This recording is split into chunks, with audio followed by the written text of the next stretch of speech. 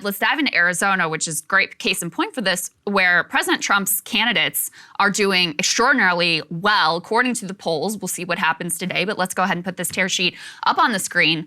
This is a state where you've got, governor, Senate, Attorney General, Secretary of State. They say days before this Arizona primary election, a new poll shows Republican candidates backed by former President Trump are dominating over their rivals in several key races. Kari Lake for governor, who has outright said that she would not have certified the Biden electors. So she would have, if she was governor last time around, she would have falsely overturned that election. She, in this latest poll, leads her closest opponent 51-33. Her opponent, Karen Taylor Robson, is backed by a lot of establishment figures, including Mike Pence. So this was kind of like the Pence versus Trump thing. So far, looking pretty good for Trump and Kari Lake.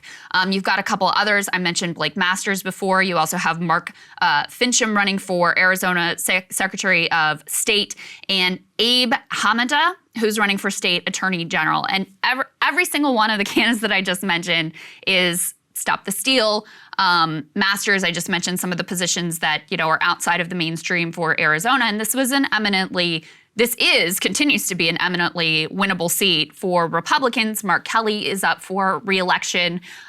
So we'll see how this all works out for them, Saagar. I don't think Mark Kelly it's gonna work out so well for him. Although it's possible. He's actually quite popular in Arizona, but because he was known as a astronaut hero before he was. Yeah. No. You're right. That really is how he built himself. But he never really opens his mouth.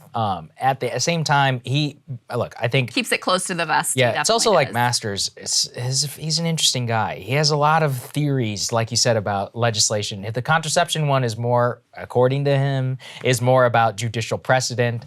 Same in terms of privatizing Social Security, which I genuinely could not believe that he said. Oh yeah, I forgot about that one. I was like, dude, are you serious? This is like mid 2000s George W. Bush stuff. But that's what happens when you have libertarian Peter Thiel brain left over from the 2000s. He used to work for Peter Thiel, co-wrote a book with him, which actually is quite a good book.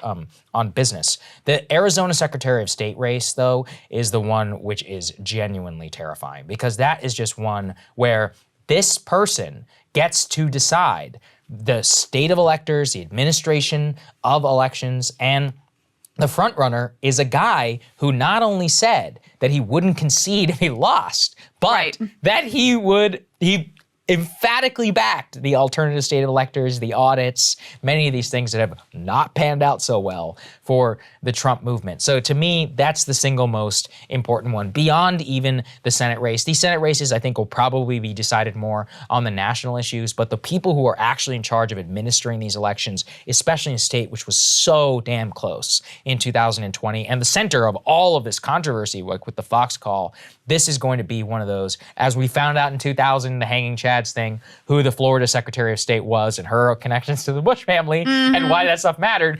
This is exactly going to come back to really bite people and why we're paying so much attention to it. Yeah, and I mean, Kari Lake, the lady who's probably going to win for the gubernatorial nomination tonight, who's backed by Trump. And by the way, I mean, the article is correct. Like, the Trump-backed candidates have done incredibly well. Yes. His record overall has been a little bit mixed, but in Arizona, they're all about it. The Arizona GOP is still in love with Donald Trump. Yes. In fact, the Arizona GOP censured Speaker Rusty Bowers because he cooperated with the January 6th committee. He is also on the ballot tonight. He's running for a state Senate seat. So that's like a little bit of a side note to watch there. But that shows you how much the party has gone in with Trump and Stop the Steal. And you can see the base is very motivated by this. Kari Lake is all in on 2,000 mules and all of that stuff.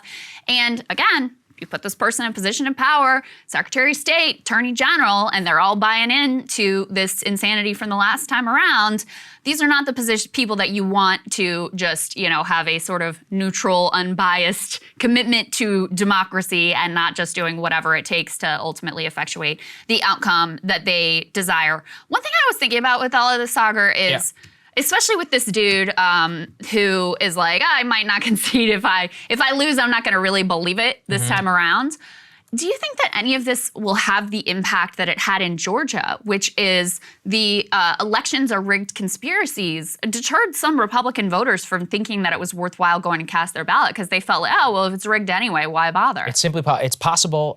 It's a different state. That being said, the reason Arizona went blue is specifically because Maricopa County, traditional GOP stronghold, actually didn't end up voting for Biden. So it's not like it isn't full of like middle class, upper middle class suburbanites who don't like Trump. But because this is a party primary, the people who are left over, the party faithful, they are all in. I'm just wondering about for the general election, though, if it is sort of depresses the vote. I genuinely don't know. It's just something I was thinking about last night because it did seem to have that effect in Georgia. I mean, it can't not, right? Which is that the same specific demographic type of population which was turned off by this in Georgia, you would presume that given that the same political condition which led to Biden winning the state would probably have the same impact. At the same time, Arizona, I think the gas is much more expensive there than it is in the state of Georgia, so macroeconomically it could have more of an impact. The Trump GOP also is a bit more Trump-y in Arizona than it is in, I mean, remember, this is the place of Sheriff Joe Arpaio. Yeah, immigration's a hotter issue there as well. Way hotter in Arizona, so it's probably more of a hotbed of Trumpism. So I would guess that probably not as much as an impact as an old-time GOP stronghold like Georgia. But again, there's literally no way to know. Most people thought it was crazy that Biden even won the state in the first place. So yeah. We'll see. Cable news is ripping us apart, dividing the country, making it impossible to function as a society, and making it impossible to know just what is true and what is false. But the good news is they are failing and they know it. That is why we're building something new, a new mainstream, a healthier one, something more trustworthy, something that we are going to need in one of the most pivotal times in American history. We are building up here for the midterms, for the upcoming presidential election, but we need your help. So if you can help us out by becoming a premium member today at breakingpoints.com, we're trying to change America for the better and the entire world. So what are you waiting for, guys? Go to breakingpoints.com and sign up and help us build a new mainstream.